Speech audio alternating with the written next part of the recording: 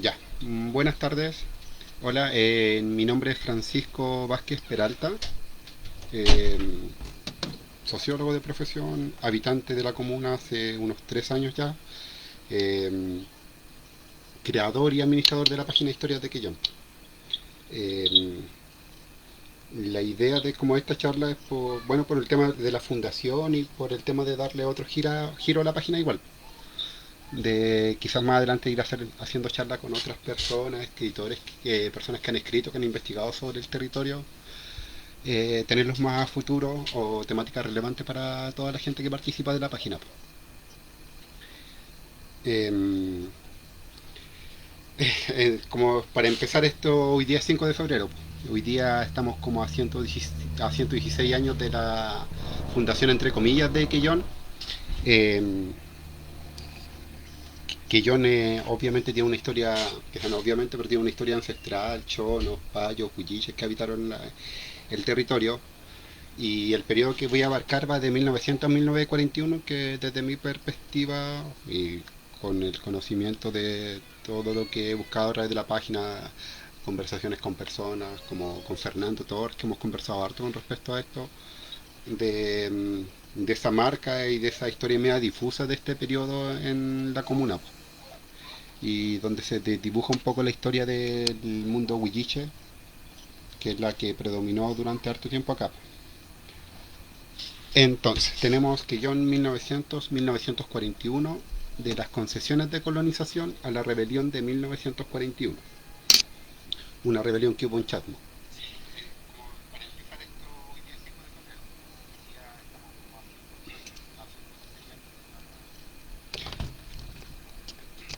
Entonces, tenemos antecedentes a este periodo, eh, que yo en el siglo XIX, por decirlo. Eh, durante Chiloé dejó de ser parte del Imperio Español recién en 1826, como todos saben. Fue la última como territorio bajo el mando, el dominio de la corona española acá en la zona sur. Eh, Antes de terminar su dominio, la corona, para modo de asegurar territorialidad y apoyo de la población indígena, entrega títulos realengos entre el año 1821, 1823, 1825. Entrega títulos realengos a comunidades ubicadas en la costa de Payo y al sur. La costa de Payo, lo que es conocido desde la zona de Chonchi hacia más abajo, hacia el sur, y a todas estas comunidades que son las de Compu, Guaypulli, Huayquetrumao, Coinco, Incupuyi y Aldá y Coldita, le entregó títulos de dominio reconociendo la propiedad material que han tenido por siglos por estas comunidades. Entonces, para la zona sur, la corona le entrega títulos de dominio de gran extensión, que son territorios que comprenden lagos, ríos, terrenos, bosques, costas. Son territorios en sí, en el amplio sentido de la palabra. No son terrenos de 5.000 metros cuadrados ni nada. En total sumaban más o menos 73.000 hectáreas, lo que se le entregó a las comunidades indígenas. En 1826, ya cuando Chiloé pasa a ser parte de la República de Chile con la derrota de la corona española, se firma el Tratado de Tantauco, donde la República de Chile reconoce los títulos realengos de las comunidades indígenas que habíamos mencionado anteriormente, que son alrededor de 73.000 hectáreas y que están ubicados desde Compu hacia Yaldá, Coldita, Piedra Blanca. Entonces, después, entre 1829 y 1837, en otro proceso desde el Estado, se hace un proceso de mensura de tierra bajo la denominada Ley Freire, y en el cual de nuevo se le da sustento legal a la propiedad material y legal ahora con los títulos realengos de las comunidades indígenas, y se instala un sistema de minifundio en Chiloé. Para estas comunidades que se le reconocen el extenso territorio, que son 73.000 hectáreas aproximadamente, como decíamos. En 1843, esto aunque parezca que no tenga mucha relación, pero empieza la colonización de Magallanes. Lo ponemos acá porque después en gran parte este ámbito colonizador que se dirige hacia Magallanes, en su momento se dirige hacia la Araucanía, Valdivia, Yanquihue, en cierto modo y quizás de manera más solapada, vuelve a Chiloé, con personajes que tienen importancia dentro de la historia regional de Magallanes. En 1880 comienza como un éxodo masivo de chilotes hacia Magallanes, Aysén y la Patagonia Argentina en busca de trabajo. Un flujo importante de chilotes buscando oportunidades laborales. En 1896, para nuestro interés, se genera como un primer intento más formal desde el Estado de intentar colonizar Chiloé en, con algunos migrantes pertenecientes, trayendo migrantes para acá. Entonces, primero hay un gobernador que genera, se instalan colonos europeos, aunque no tienen como resultados promisorios, por decirlo, pero logran ciertos avances y cierta, como, eh, como decirlo, dejan cierto legado.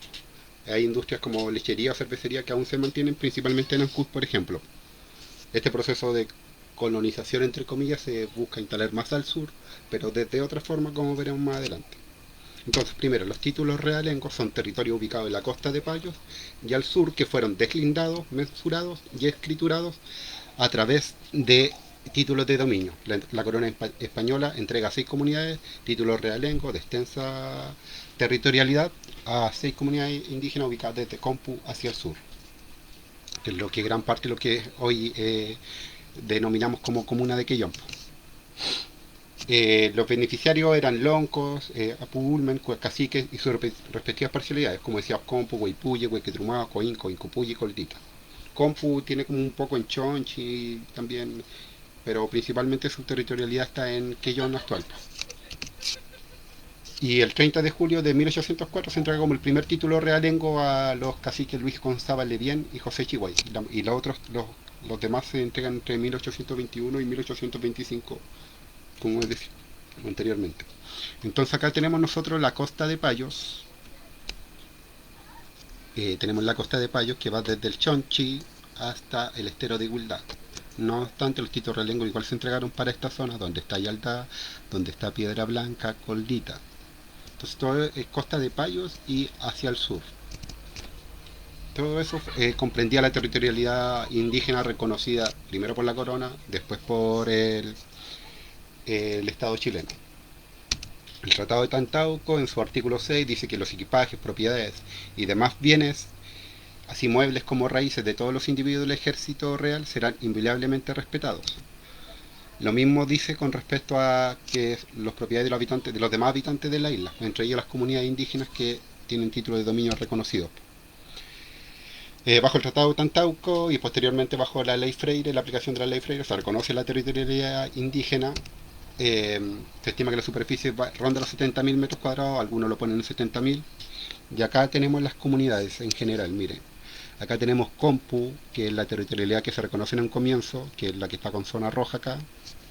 Huaypuyi, que tenemos este pedazo acá moradito de 2.750 hectáreas. Huayquetrumao, con 5.134, que es este plomo que abarca de lado de costa a costa, que es la única que marca de costa a costa. Coinco, que es esta verdecita de acá. Incopuyi, que es la más grande, que abarca Yaldá, Incopuyi, Trincao, Quellón Viejo. Es este azulito que está acá, el más gigante, con 20.000 hectáreas. Y Coldita, que es la que está acá abajo, que como vemos abarca la parte más sur. Tenemos la isla Coldita que está acá adentro, Piedra Blanca, y la parte más al sur de Quellón, de lo que es Quellón actualmente. Esa era toda la territorialidad que se reconocía primero la corona y después el Estado chileno a las comunidades indígenas ubicadas en la costa de Payos. Bencoa lo estima en 60.000, el informe que se realizó en el año 2003 lo calcula en 73.000. Y se ve un poco más cerca. Como vemos, la de Compu, decíamos, abarca territorio de Keiren y de Chonchi igual. Pero todas las demás son solamente territorio de Quillón. A modo de ejemplo, el Fundo Coihuín de Compu, el 10 de noviembre del 1823, se le entrega el título de realengo al cacique Miguel Inecheo. El 23 de mayo de 1897 la comunidad protocoliza el título de realengo en la notaría de Castro. Sin embargo, el título no fue inscrito, el conservador no lo inscribe en un conservador de bienes raíces. Se presentan los del linde originales del potrero indígena, que tienen fecha de 1781, y del linde según el título realengo, el norte el río del Ecue, el sur el río de Sigilibu, el este la marina con un río, oeste al centro de la montaña, laguna Natri y Religue. Los límites no son bien claros ciertamente, pero es más o menos estimado todo lo que estamos hablando. Y este es como el proceso que llevó la comunidad de Colwyn durante el siglo XIX. Ya, ahora tenemos el contexto de Quellón a principios del siglo XX, que es como lo que queremos enfocarnos ahora. Quellón a principios del siglo XX era solamente una subdelegación del departamento de Castro. Chiloé se dividía en departamentos, Ancud, Castro y Quinchao.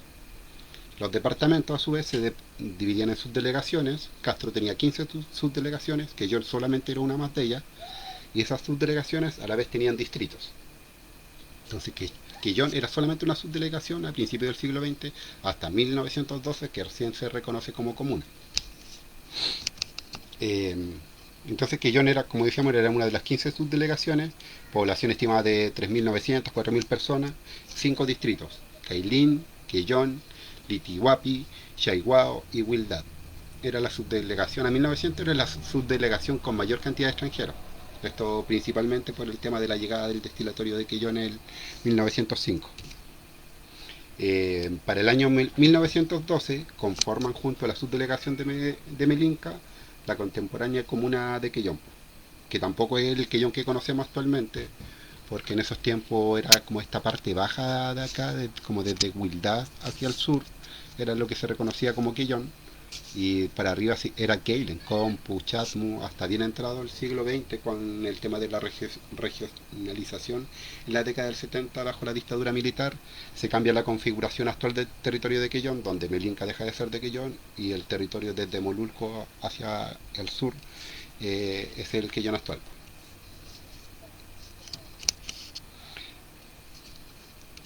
Es un mapa de 1897. Aquí empieza el show. Está la apropiación fiscal de 1900, donde después de haber reconocido, como dijo, la corona en un primer momento y el Estado chileno posteriormente, no obstante, el Estado hace una apropiación fiscal en 1900, donde hace un llamado para que las personas regularicen sus títulos de dominio.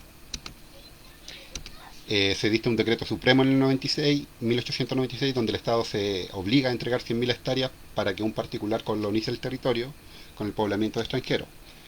Con este sentido se inscribe a nombre del fisco en 1900 3/4 parte del departamento de Castro y 12 islas.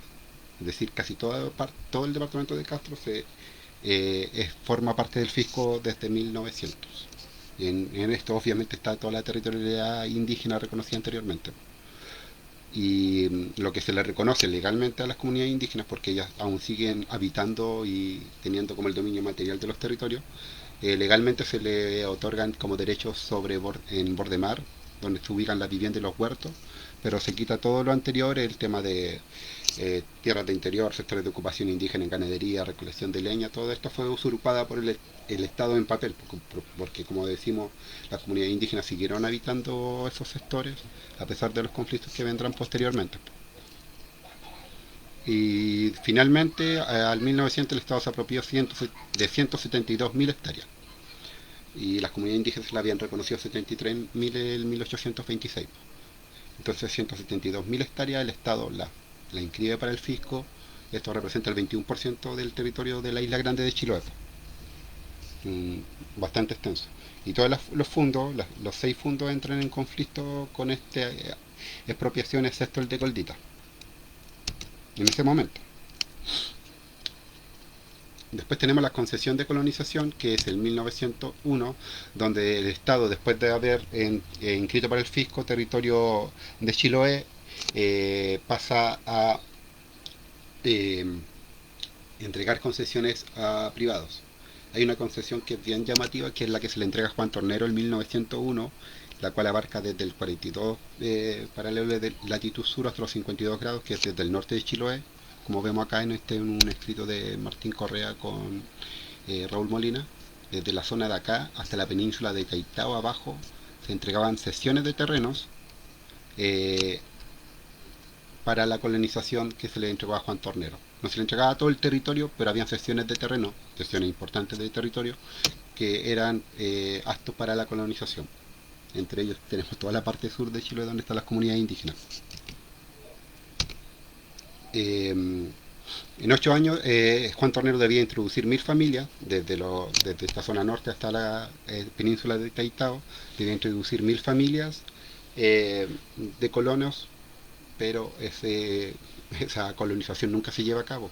No obstante, bajo esta entrega de concesión de colonización, Juan Tornero empieza a especular, vende retazos de territorios de toda esta concesión de colonización, empieza a vender territorios de acá a privados, y esto es lo que sucede en 1904 cuando le vende parte de la cesión del territorio de la zona sur de Chiloé, donde están las comunidades indígenas, se la traspasa a Guillermo Acuña en 1904, y esto se lo traspasa a la Sociedad Austral de Madera, sin nunca haber cumplido con el tema de colonización, siendo que las comunidades indígenas tenían sus derechos legitimados.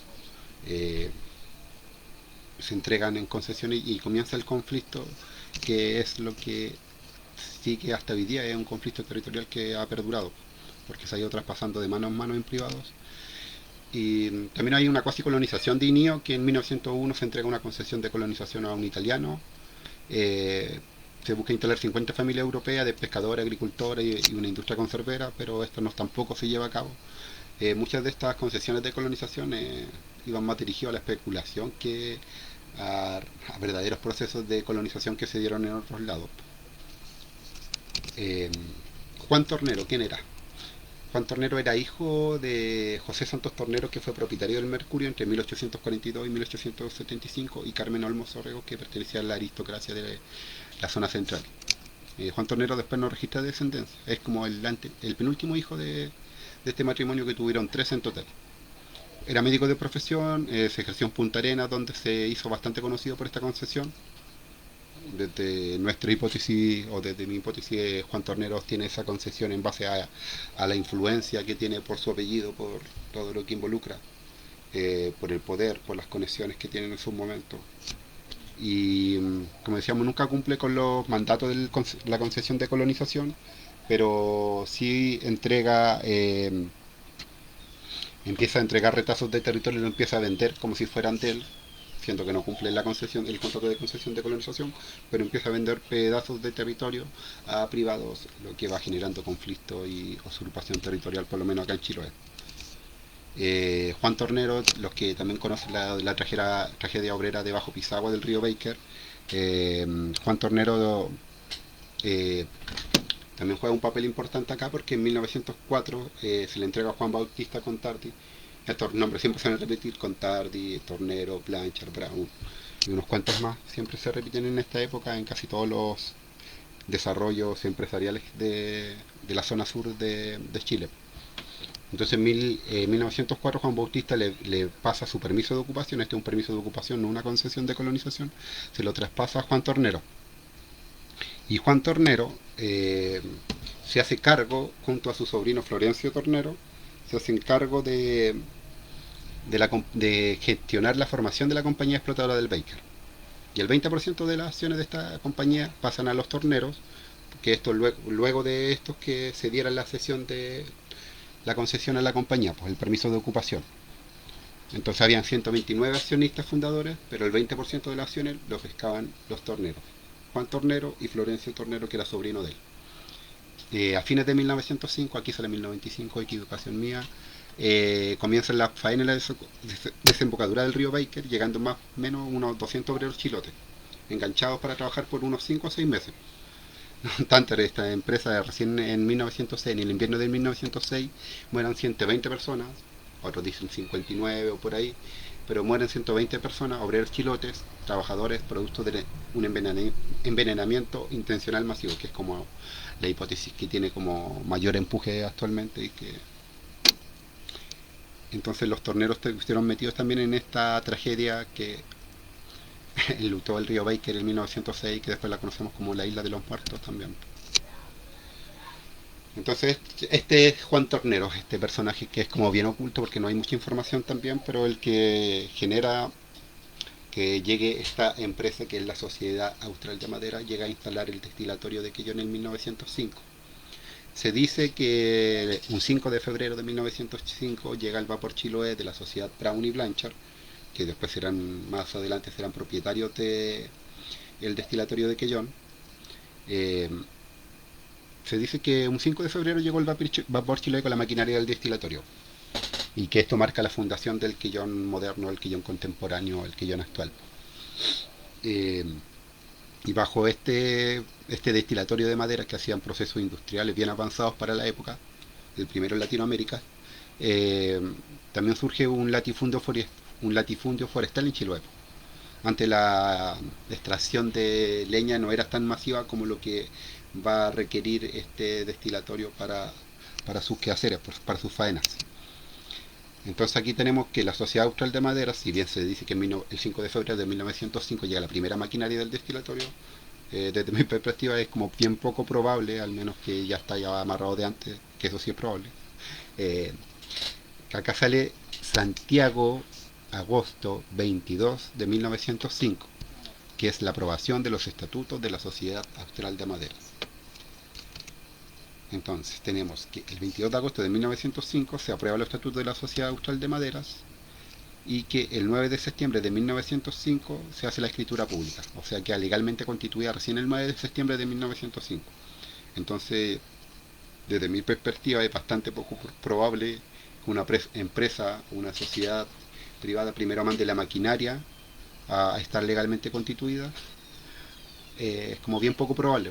Entonces, pero más allá de las fechas, lo importante es lo que viene después de todo este enjambre de privados que genera despojo.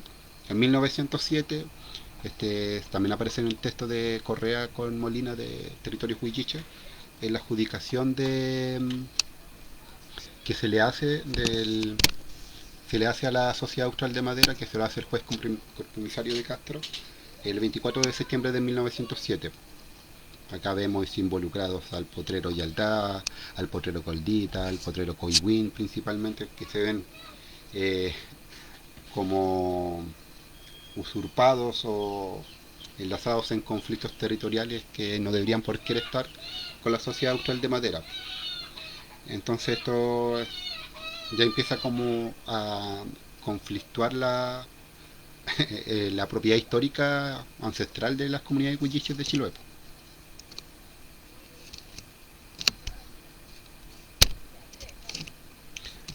Los Brown y Blanchard será un grupo económico que tras cámara será como bien protagonista del desenvolvimiento económico-social del sur de Chiloé, aunque no aparecen mucho dentro de la historia local, pero marcan casi toda de la primera mitad del siglo XX de la historia de Quellón. La Sociedad Austral de Madera es liquidada en 1918, lo cual genera una compraventa de los fondos y bienes a la sociedad Brown y Blanchard y Díaz Contardi y compañía. Iniciarlo estos nombres, estos apellidos siempre se van a ir enlazando de alguna u otra forma.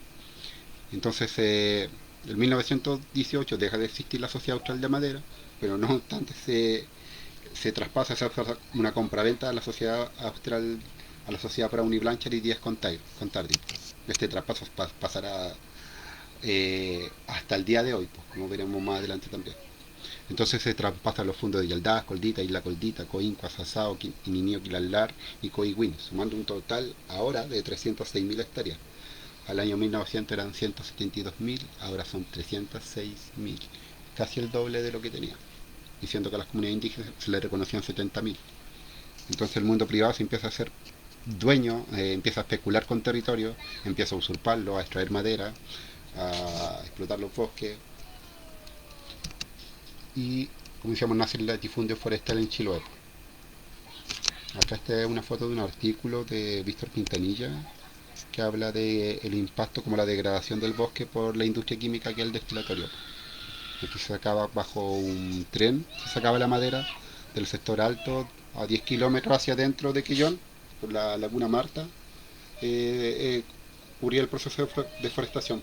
Había una línea férrea que tenía unos 5 kilómetros más o menos de extensión. Entonces aquí se empezó el latifundio forestal, hay explotación, hay usurpación, Eh, Acá tenemos esta imagen que es como el área de influencia, también este de Víctor Quintanilla, el área de influencia del destilatorio en cuanto a, a, a deforestación del bosque. Acá tenemos la Laguna Marta, acá tenemos la vía férrea que tenían, que llegaba a 5 kilómetros, pero la explotación llegaba hasta acá, bien adentro. Pero a la vez también se explotaba acá en Isla Coldita, no por nada acá en Isla Coldita hay un sector que se llama Blanchard, o algunos lo llaman Blanchard, otros Tuhueo. Eh, Acá en Isla Cailín, Laitec también, eh, en Isla Coldit, en Isla Cailín, en todas las islas se sacaba madera para alimentar el destilatorio de Quillón. Entre los árboles nativos que se extraían de manera industrial estaban el canelo, la tepa, el laurel, surelillo, luma, tenío, coigüe, olivillo y arrayán. Como decíamos, explotaron el bosque nativo hasta 10 kilómetros al interior y también las islas adyacentes, que son las tres que están abajito, el grupo Cailín. Para la alimentación de los calderos y fogones, ¿cómo se llama? Los fogones de la retorta donde se destilaba la madera, se empleaban alrededor de 180 metros cúbicos de leña en 24 horas. En algún momento de explotación del destilatorio, lo cual no queda muy claro tampoco en qué época era. Pero tenemos 180 metros cúbicos al día de leña. En 20, cada día, 180 metros cúbicos, lo que es bastante. Y esta es como la chata donde con esta chata se llenaba de madera y iba a las islas, se llenaba de madera en las islas y era empujado por los remolcadores, principalmente el Neptuno en ese tiempo. Y, y así se extraía la madera desde las islas hacia Quillón. Aparte de la imagen que veíamos anteriormente de todo esto que se deforestó durante los 50 años del destilatorio, casi 50 años. El rendimiento mensual, que tenía distintos productos que generaba el destilatorio, carbón, tiraban al mes más o menos 170, 200 toneladas, dicen. Eh, Alcohol metílico de 90 grados, 6.000 litros, acetato de calcio, 6.500 litros, acetona, 1.200 litros, alquitrán, 5.000 litros, ácido piruleñoso, 130.000 litros. Esta fábrica funcionaba eh, todo con madera, po, para calentar los hornos y para la leña que se destilaba igual, pues todo el proceso era madera. Entonces había un consumo importante del recurso del bosque nativo. También en este tiempo, en 1909, aparece la ballenera de la isla San Pedro, que si bien no tiene mucho que ver con expropiación territorial, pero también va marcando como este impulso medio o muy colonialista de parte de la autoridad hacia el territorio de Quillón. Primero enfocado en el bosque, después se va expandiendo hacia el ámbito marino. En 1920 y tanto, en 1919 aparece otra ballenera en Isla Guafo, que también busca explotar los recursos marinos, que son no todos los recursos marinos, específicamente ballenas, pero va marcando como hitos que esta zona va a ser como una zona de explotación de recursos igual. Obviamente van a haber avances con todo, eso no se niega, hay avances económicos, urbanización, de distintos tipos, pero se va generando como una visión como de explotación hacia los recursos tanto forestales como marinos. Después aquí se instala la primera estación de mitilicultura en el año 1943. La primera estación de mitilicultura en Chile se instala acá en Yalta en 1943. Después aparecen las conserveras para que se alimentan de esto. Después aparecen también las pesqueras, más tarde las salmoneras. Todo este despojo que parte en el bosque se traslada al mar y se mantiene hasta hoy día. Estos eran noruegos que estuvieron entre 1909 y 1913 en la ballenera de Isla Guafo. Acá hay una ballena en la plataforma de descuartizamiento de la isla San Pedro. Territorio y mercado. La Sociedad Austral de Madera, como decíamos anteriormente, liquidada en 1908 y sucedida por la Sociedad Brown y Blanchard y Sociedad Díaz Contardi y compañía. Acá tenemos Fernando Danilo Gómez, dice, para poder extraer la madera del destilatorio se empleó la técnica de quemas. En Yaltá está lleno de troncos gigantes, muy gruesos y quemados. Sí, pues se quemaba la leña, como explicamos recién, en en hornos gigantes, se quemaba la leña con leña y se consumía como 180 metros cúbicos era pura quema de leña, en tortas gigantes. En la década del 20 pasa a manos de la sociedad explotadora de Chiloé y así sucesivamente irá pasando en diversas manos privadas, entre ellas después Timolino de la TAI en la década del 50, Jeremías Henderson, Sebastián Piñera actualmente, que van como pescando parte de este territorio que fue despejado y que se va como traspasando de distintas formas en distintas cantidades durante todo el siglo XX y actualmente aún. Actualmente parte de esa concesión, que algunos lo ubican en 1890, pero al parecer es realmente de 1901, es lo que comprende el Parque Tantauco de Piñera. Acá tenemos como una capital, un capital social de la sociedad austral, de la sociedad anónima explotadora de Chiloé, que emerge en la década del 20, pero con algunos nombres que se van repitiendo. Los Brown y Blanchard se mantienen en gran parte de la historia del destilatorio. Entonces aquí te da el Parque de Tantauco, que son 115.000 hectáreas, si no me equivoco, que es lo que tiene Sebastián Piñera, que aquí entra en conflicto obviamente con las comunidades más al sur y con algunas de acá como Huiquetrumao y Yeldadas. Aquí, como decía, la ballenera de Isla Guafo, porque también era de Noruega, Sociedad de Pescadores de Chiloé y Noruega, instalan una planta ballenera en la Caleta Samuel, en Caleta Samuel, en Isla Guafo. Fue como una escuela ballenera para muchos habitantes del sur de Chiloé, después desaparecía la ballenera en Isla Guafo, se desempeñan en Quintá y se desempeñan en Bajo Molle. Eh, este es como una imagen de Quillón de la década del 30, por acá se ve, estas son las casas del destilatorio, que aún alguna se quemó el año pasado y la hora sigue en pie. El muelle, por acá ya sería como Punta Lapas, me imagino.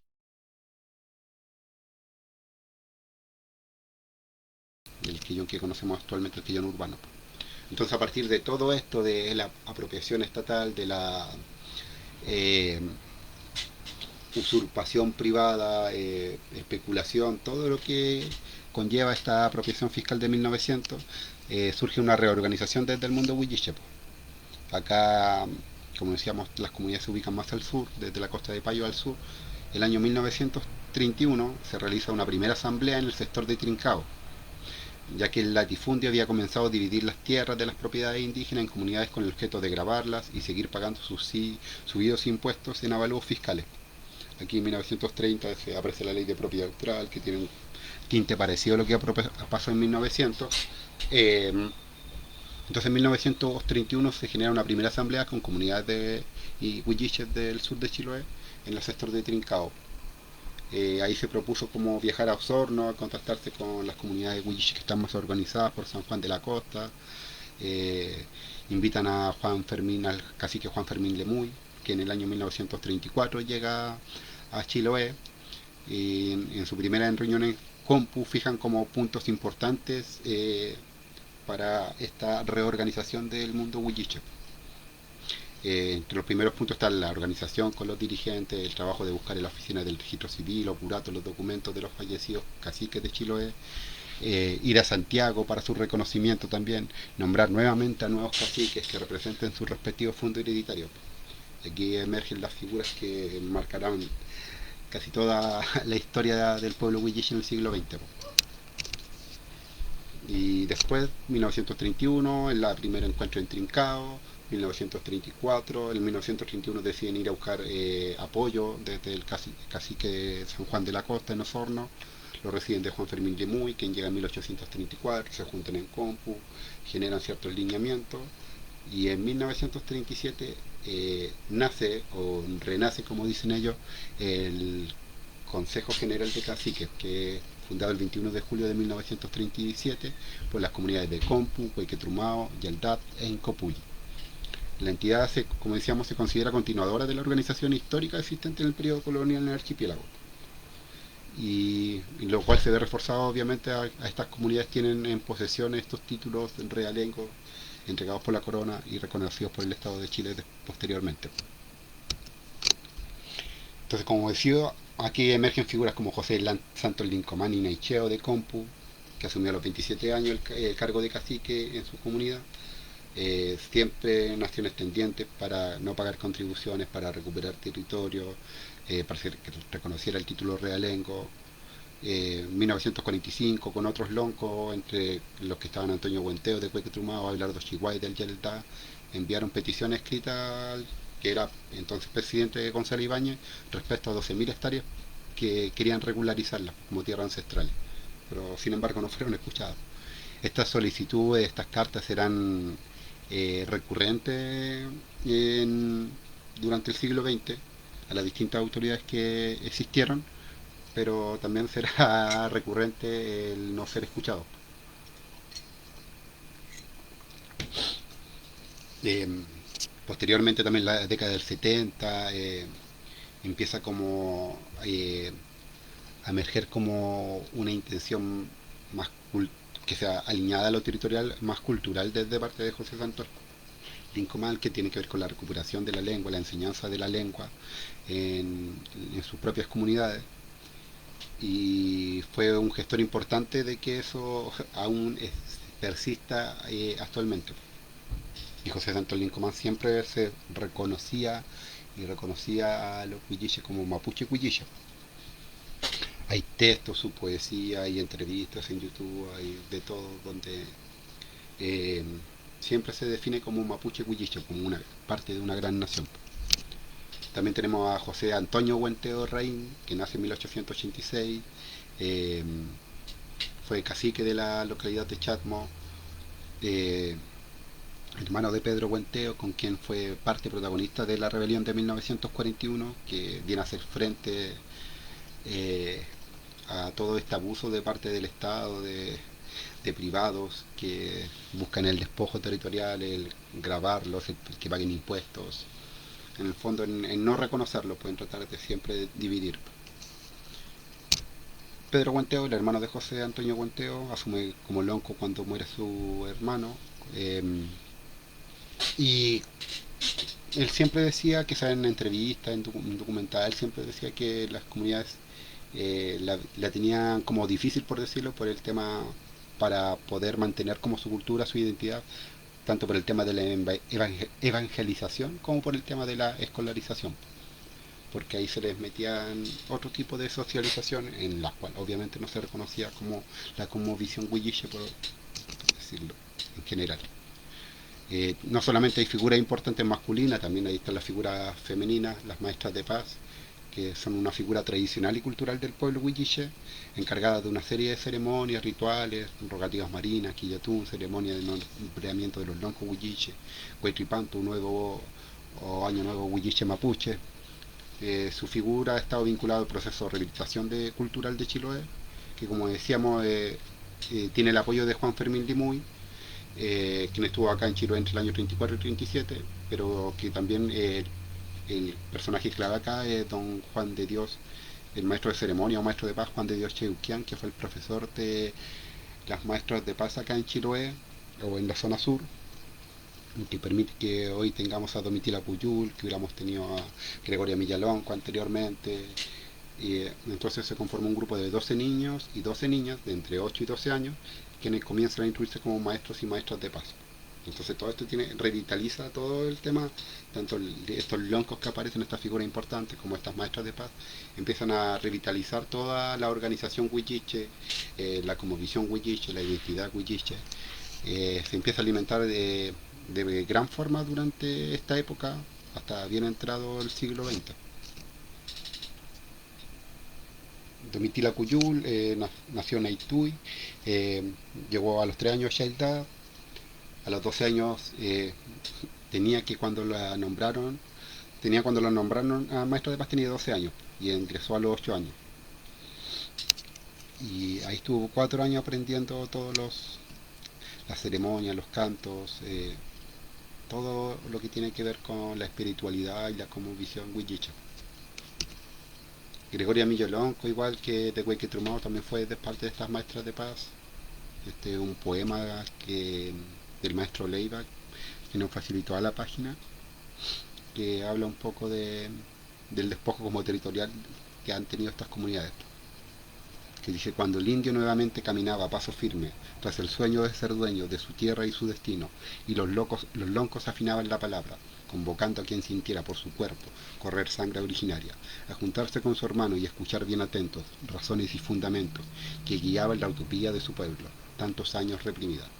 Ese tiempo de iniciada aprendiendo a ser maestra de sagradas ceremonias se hace canto y aparece muchas veces de improviso, sin permiso, apurando los latidos de su corazón Willich.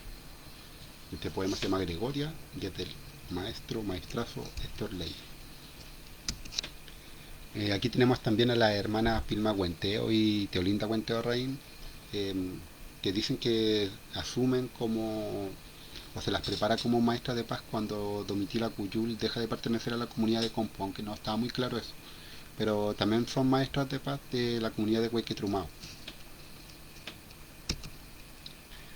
Y el año 41 tenemos la rebelión de 1941, que es la rebelión de Chasmo, que es cuando las comunidades indígenas de Chasmo se levanta contra el abuso y se empiezan a hacer trámites de reconocimiento global de los fondos huilliches, se empiezan a enfrentar a litigios por límites de tierra, acusaciones de privados de sustracción de ganado, que eran denuncias que hacían empresas forestales y comerciantes que querían tener más territorio aún, querían ir apropiándose de más territorio huilliche.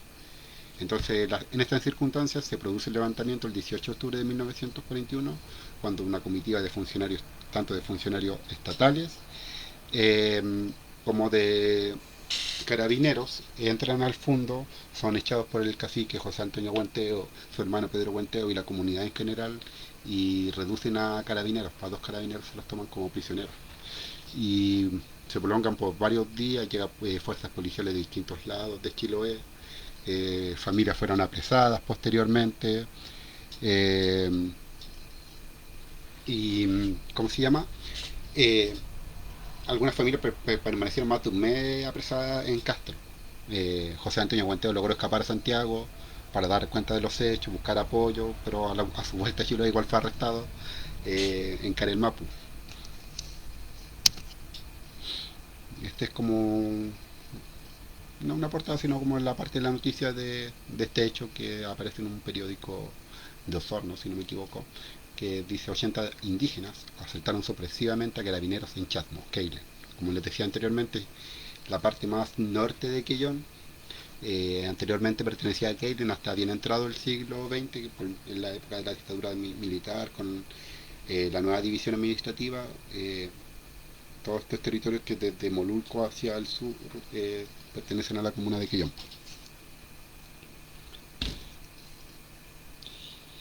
Y entonces eso es lo que he tratado como de explicar en todo esto, es que en gran parte no hay que tanto como idealizar tanto la llegada de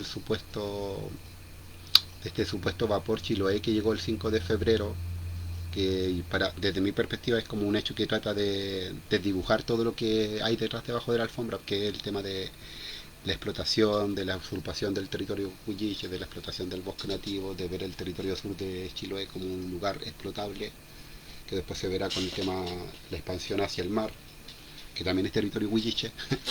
También hay territorio huilliche ahí dentro del espacio marino, pero que afortunadamente en cierto modo están siendo salvaguardadas bajo los espacios costeros marinos del pueblo originario, en los EMPO de la ley Las Quenches del 2008. Acá muchas comunidades, especialmente en Quechón, tienen solicitudes de EMPO, lo que ha permitido un poco frenar la expansión salmonera. Pero esta es una historia que, si bien ahora estamos celebrando el aniversario de Quellón, también hay que ver lo que hay debajo de la alfombra y también como no divinizar algo que tampoco es tan divino y que se genera bajo como un mito de modernidad que nunca lo ha sido tal y que esconde mucho detrás. Y eso a grandes rasgos, como le decía, esto no es como una charla academicista ni nada, pero era como para problematizar un poco esta época de la historia territorial local de acá, con la importancia de las comunidades huilliche, el resurgimiento de las comunidades frente a estos abusos, y para empezar como a descolonizar esta visión moderna de Quillón, cuando Quillón ante todo es un territorio ancestral. que tienen que estar, yo creo, eh, reflejados tanto como en el plano de la historia como en el plano simbólico, ya sea en el escudo, ya sea como fecha de fundación, etcétera. Eso. No sé si tienen consultas o algo. Veo algunos comentarios, dice Fito Flores, si es posible compartir el material. Sí, lo podría compartir por PDF. Si me dejas tu correo te podría compartir como la presentación como en PDF, si es que quieres.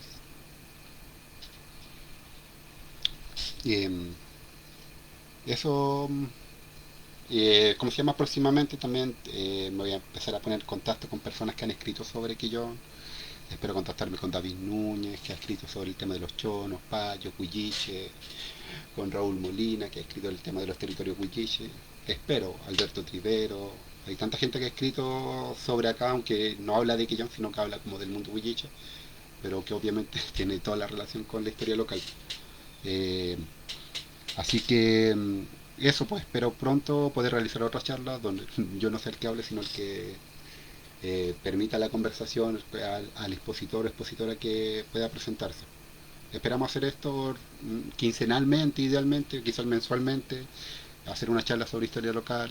Mañana recordar que anteriormente hemos preguntado por el tema del tema de qué conversatorios podríamos hacer y uno que lo hablaba Fernando Cárdenas de acá de Coinco, que decía el tema de los chilotes en la Patagonia. Si bien podíamos organizar uno, pero igual mañana doy el dato. Hay un conversatorio sobre este tema, lo publicamos en la página igual hace unos 2 días, no recuerdo la hora, pero está publicado en la página. Y es sobre el tema de los obreros chilotes en la Patagonia de 1921. Hay muy buenos expositores, eh, y eso esperamos que poder seguir realizando charlas, que la memoria local se reconozca, que sea visibilizada, que sea expuesta, problematizada, discutida, todo, porque hay muchas cosas que ahí están como bien escondidas que hay que ir escarbando, hay que ir sanando igual algunas heridas que ha dejado la historia. Así que eso, muchas gracias.